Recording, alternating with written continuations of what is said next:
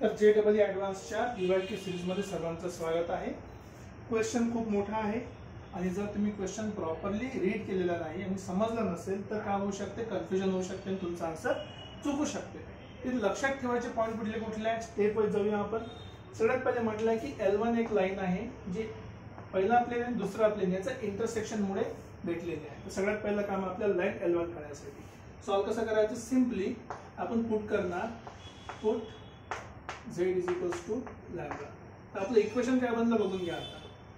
2x plus 3y z च्या ठिकाणी lambda 4 इकडे आणला तर ह्याचं -4 equals to 0 right.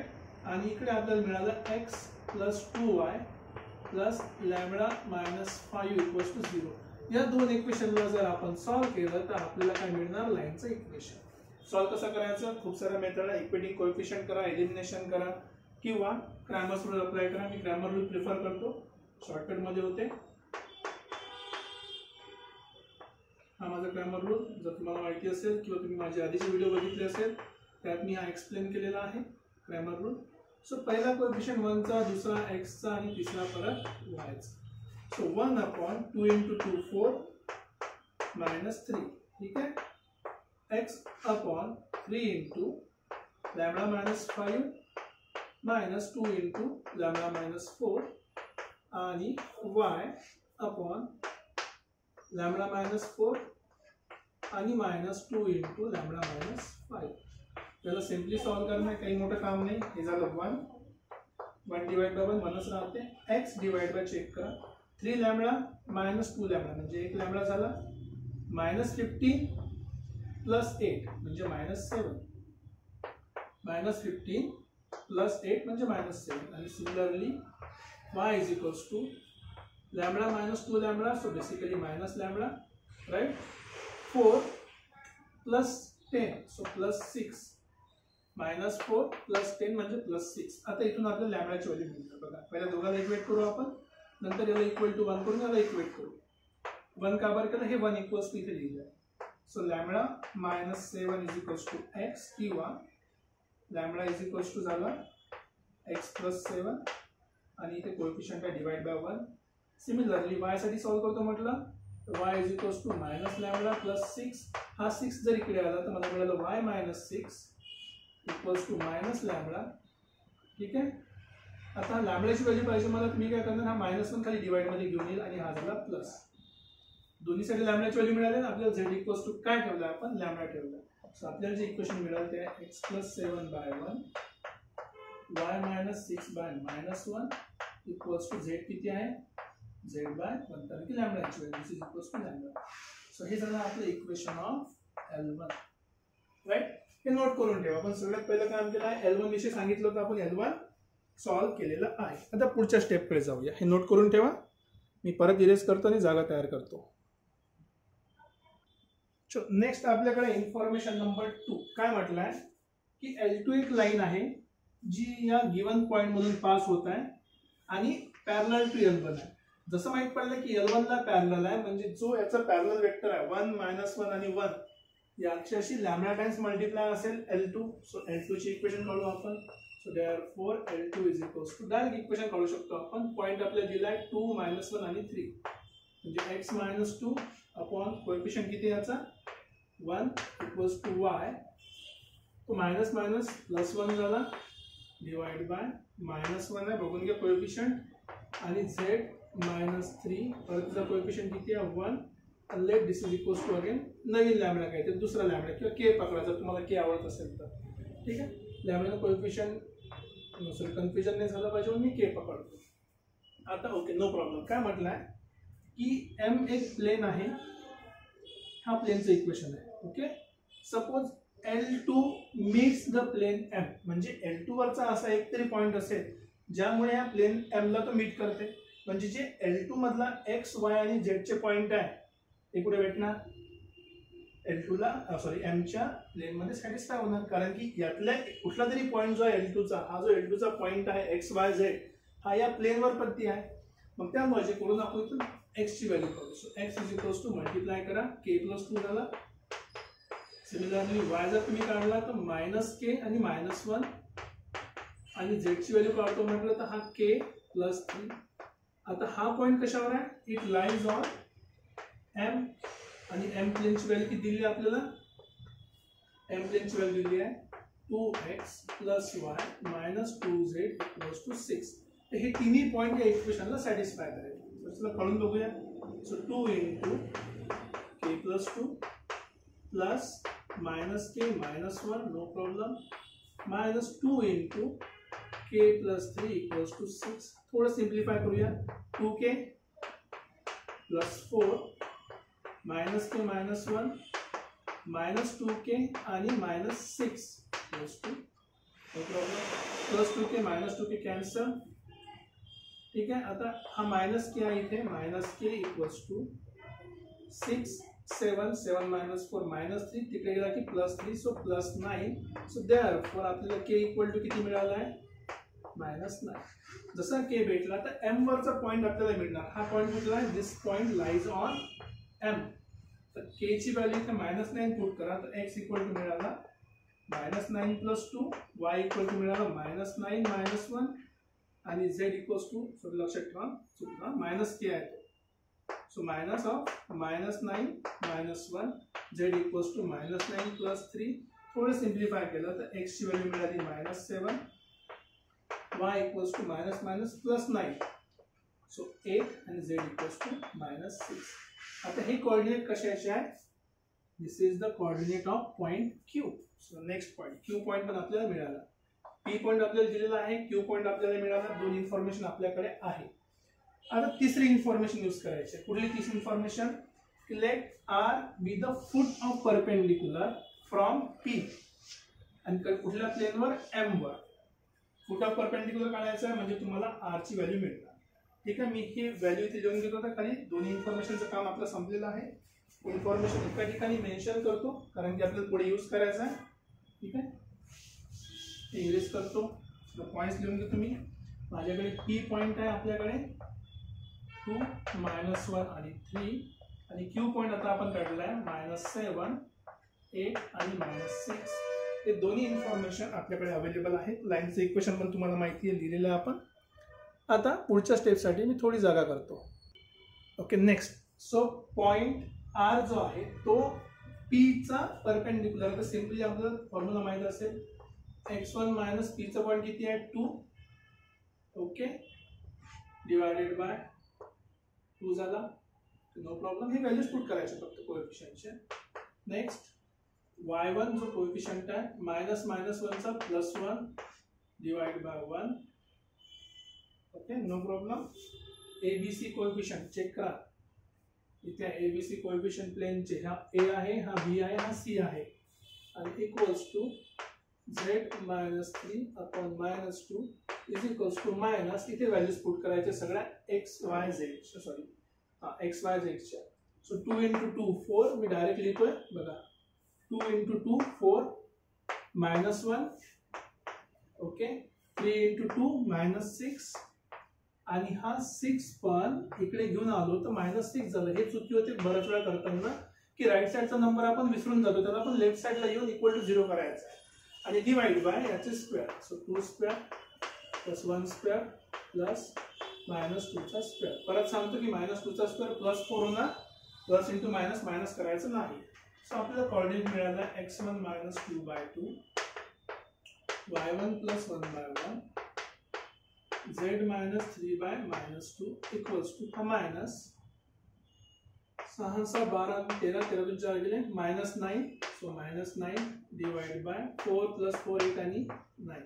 So basically this is equals to 1. आता 1 जर भेटला तुम्ही व्हॅल्यू करू शकता x1 2 इंटू 1 2, आणि हा मायनस 2 तिकडे जाऊन प्लस 2 झाला. Again y1 is equals to 1 into 1 1, आणि हा 1 तिकडे जाऊन मायनस 1 झाला, आणि z1 is equals to minus 2, आणि हा मायनस 3 तिकडे जाऊन प्लस 3 झाला. Simple, that's it. So x1 चे कोएफिशियंट आपल्याला मिळाले 4, y1 equal to 0 and z1 equals to 1. हे झाले आपले कोएफिशियंट कुठल्या पॉईंटचे, आर पॉईंटचे. ओके चला, आता आपल्याला सगळ्या व्हॅल्यूज मिळालेल्या आहेत. पी पण व्हॅल्यू मिळाली, क्यू मिळाली, आणि आर चे पॉईंट मिळाले. थोडासा वेळ लागला पण आपण पूर्ण डिटेलमध्ये त्याच्यामध्ये असणाऱ्या सगळ्या व्हॅल्यूज कॅल्क्युलेट केल्या. आता आपण आपल्याकडे जाऊ कशाकडे, ऑप्शन्सकडे. पहिले म्हटलं length of P Q. Okay, P Q काढा. पी पॉईंट आपल्याकडे आहे, क्यू पॉईंट आपल्याकडे आहे. Okay, no problem. So P Q ची लेंथ काढूया आपण डायरेक्ट शॉर्टकट मध्ये यूज करतो. पी क्यू -7 -2 सो -9 चा स्क्वेअर लिहून टाकतो. -7 -2 चा स्क्वेअर प्लस 8 -1 याचा स्क्वेअर प्लस -6 -3 याचा स्क्वेअर. सो बेसिकली किती व्हॅल्यू मिळाली बघा. 9 चा स्क्वेअर 81, 9 चा स्क्वेअर अगेन 81 प्लस 9 चा square again 81. So basically 81 3 times आलं. सो 9√3. सो पहिलं ऑप्शन जे आहे length of P Q is correct, 9√3. Next विचारलं length of Q R. So Q R काढूया आपण. क्यू आपल्याकडे ऑलरेडी आहे. क्यू आर काढायचा. परत स्टेप सेम. -7 -4 -7 -4 चा स्क्वेअर प्लस 8 -0 चा स्क्वेअर आणि प्लस -6 आणि -1 चा स्क्वेअर. ठीक आहे, सिम्प्लिफाय करून चेक करूया. 7 and 4 11 है ना. So 121 plus 64 plus 7 49. ॲडिशन करून बघा किती येते तर. So basically this is under root 9 आणि 1 10 14. चला 1 6 4 10 1 11 आणि 12 23. 234 which is not equals to 15. ठीक आहे, हे पॉसिबलच नाही. सो बी ऑप्शन रॉंग आहे. आन्सर किती आलं क्यू आरचा √234. Right, simple. Okay, A option भेटला, बी नाही भेटला. ओके, आणखी चेक करायचं आहे. परत मी जागा करतो. काही डाऊट असेल तुम्ही लिहत चला. क्वेश्चन लेंदी वाटत आहे तर लेंदी आहेच तो. तर तिसरा ऑप्शन आपल्याला म्हटलं आहे की area of triangle P Q R. आपल्याकडे तिन्ही पॉईंट आहे. So therefore area of triangle P Q R एकदम सिम्पली काही नाही करायचं आहे. हाफ इंटू डिटर्मिनंट ऑफ कोएफिशियंटची व्हॅल्यू पुट करा 2. सर कोऑर्डिनेटची व्हॅल्यू पुट करा 3 -7 8 आणि -6 4 0 आणि 1. So therefore it is equals to 1/2. So simplify multiply करा. मी तिसऱ्याने हे करतो सॉल्व कारण की ते 0 आहे. सो दिस बिकम्स +6 -24 0 करायची गरज नाही प्लस इकडे सॉल्व करूया 1 सोबत. So 1 into 16 - 7. Okay, no problem. So 1/2 4 times झाले -18 प्लस 9. 1/2 -72 प्लस 9 1/2 into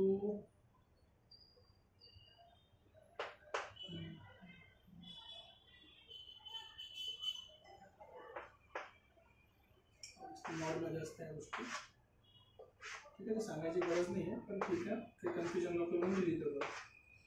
ठीक आहे, मॉड ऑफ 72 - 9 किती झाले 63. Okay, no problem. So this is basically जर समजा 3 बाहेर काढले ते 3/2 10 झाला 21 आणि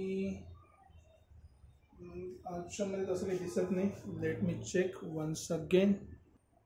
ओके, ठीक आहे. चला नेक्स्ट बघू. सी तर आपला आन्सर आलेला नाही. आपण आणखी नेक्स्ट चेक करू. ऑप्शन नंबर डी चेक करू की ॲक्यूट अँगल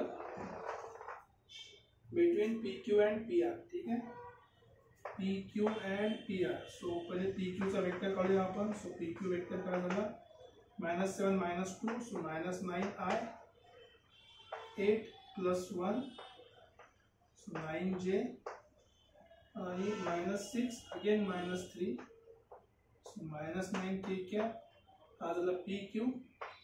आता पी आर वेक्टर काढू. So 4 - 2 2 cap 0 -1 plus 1j cap आणि 1 - 3 so -2k cap. Okay, so angle काढायचा आहे. सो अँगल काय असते, कॉस थीटा किंवा cos inverse is equals to दोघाचा डॉट प्रोडक्ट डिवाइड बाय त्याचं मॉड्युलस. हा झाला आपल्याला याचा मॉड्युलस माहित आहे, 9 square 9 square 9 square. So basically 9√3 into modulus याचा स्क्वेअर 2चा स्क्वेअर प्लस 2चा स्क्वेअर 4, 2चा स्क्वेअर प्लस 2चा स्क्वेअर 8 आणि 1 1 9 इंटू 9. ठीक आहे. आणि वरती दोघाच dot product 9 into 2 18 minus plus 9 again minus minus plus 18. Minus 18 plus 18 cancel. So ठीक है. So minus 18 plus 9 again plus 18. So minus plus cancel. Okay. So 9 divided by 9 into 9√3 9 9 cancel. So basically 1/9√3 भेटला आपल्याला.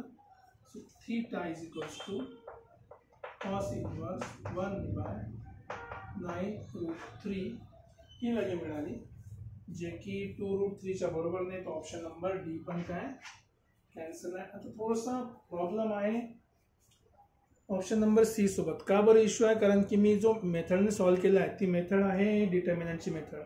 पण बऱ्याच ठिकाणी ऑप्शनमध्ये सी पण correct दिलेला आहे. जे माझा आन्सर येत आहे 3/2 इंटू 21 इथे रूटचं ऑप्शन नाही आहे, पण इथे एरियामध्ये रूट वापरलेला आहे. रूट वापरला आहे त्याच्यावर काय करू शकतो आपण, त्याच्यावर थोडासा विचार करूया. ठीक आहे. तसं माझ्याकडून क्वेश्चन इथे संपलेला आहे. याच्यासमोर काय होऊ शकते एकदा मी परत चेक करतो. हां ओके ओके ओके. लिहिण्यामध्ये थोडीशी चुकी झाली आहे. याचा स्क्वेअर 9 होतो, पण आपल्याला स्क्वेअरचा रूट पाहिजे 3. तो बेसिकली हा 3 झाला आहे. इथे पण यायला पाहिजे 3√3. तर आपल्याला 2√3 पाहिजे होता, आन्सर 3√3 आला आहे. तर ठीक आहे. ऑब्वियस अँगल तर चुकला. आता बघा कॉस इनवर्स आपण थीटा काढला कशामधला, PQ आणि PR मधला. आता जर आपण इथे थीटावाला फॉर्म्युला यूज केला, थीटावाला फॉर्म्युला म्हणण्याचा अर्थ काय मी जस्ट सांगतो.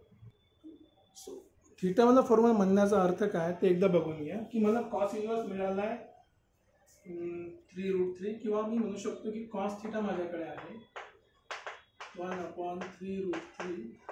इथून जर मला साइन थीटा काढायचा असेल तर साइन थीटा काय असणार आहे 1 मायनस ऑब्वियसली अंडररूटमध्ये अंडररूट 1 मायनस कॉसचा स्क्वेअर. सो 1 3चा स्क्वेअर 9 इंटू √3चा square 3. So sine theta is equals to basically हा झाला 27 मायनस 1 √26/√27. ओके ठीक. असंच ठेवतो मी सध्या की साइन थीटा. आता बघा इथे मेन प्रॉब्लेम आणि इश्यू कुठे आहे ते क्वेश्चन सॉल्व करताना. मी जे सॉल्व केला त्याच्यामध्ये काय चुकी आहे ते पण तुम्हाला इथे समजणार. त्याच्यामध्ये सगळ्यात पहिली चुकी आहे की जेव्हा मी एरिया ऑफ ट्रायंगल काढला तेव्हा मी यूज केला होता डिटर्मिनंटचा फॉर्म्युला, राईट. पण जर तुम्हाला आठवत असेल डिटर्मिनंटचा फॉर्म्युला आपण कधी यूज करतो, 3 गोष्टीसाठी यूज करत नाही. तो आपल्या XY कोऑर्डिनेटसाठी. इथे आपल्याकडे XY आणि Z कोऑर्डिनेट आहे. जो डिटर्मिनंटचा फॉर्म्युला आहे तो XY आणि Z कोऑर्डिनेटसाठी आहे. आणि जो मी डिटर्मिनंटचा फॉर्म्युला यूज केला आहे XY Z साठी, तो बेसिकली व्हॉल्यूम ऑफ टेट्राहेड्रॉन म्हणू शकता तुम्ही. हाफ केलं तर काहीतरी वेगळंच आन्सर येणार आहे. तर आपण फॉर्म्युला यूज करणार आहे साइन थीटा वाला, की एरिया ऑफ ट्रायंगल काय असते half into PQ into PR आणि दोघांमधला अँगल साइन थीटा. हे आपण शिकलो आहे. सो हाफ PQ आपण थोड्या वेळामध्ये काढला होता √234 आय गेस. ठीक आहे. PR किती काढला आपण जस्ट 3 काढलं तर PR ची व्हॅल्यू तुम्ही काढू शकता. PR ची व्हॅल्यू डायरेक्ट 4 मायनस 2 आणि 3 मायनस 1 2 स्क्वेअर. सो 9 येते. ठीक आहे. ते आपण काढले व्हॅल्यू 9 येते.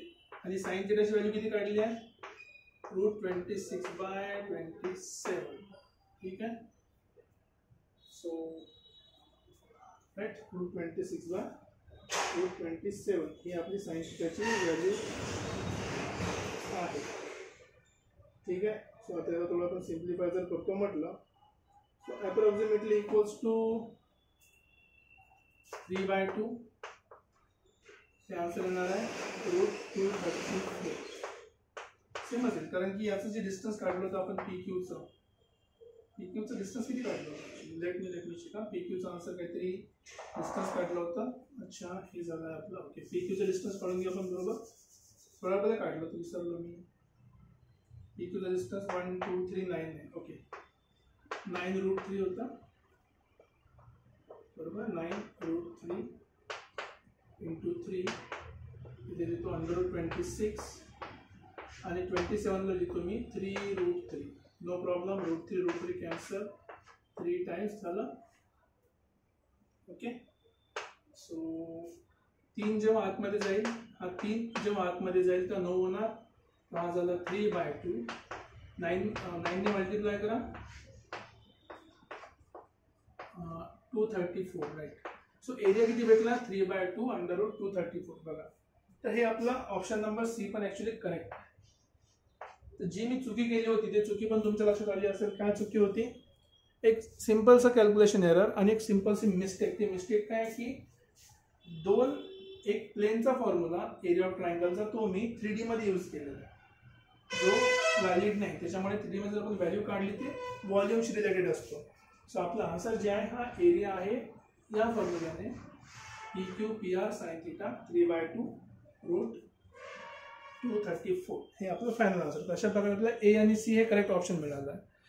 थोडासा क्वेश्चन लेंदी आहे, सॉल्व करायला पण बराच वेळ घेतला आणि त्यात मी 2 चुका पण केल्या. पण तरी सगळ्या चुकामधून तुम्ही शिकले असणार की काय काय प्रॉब्लेम होऊ शकतात सॉल्व करताना.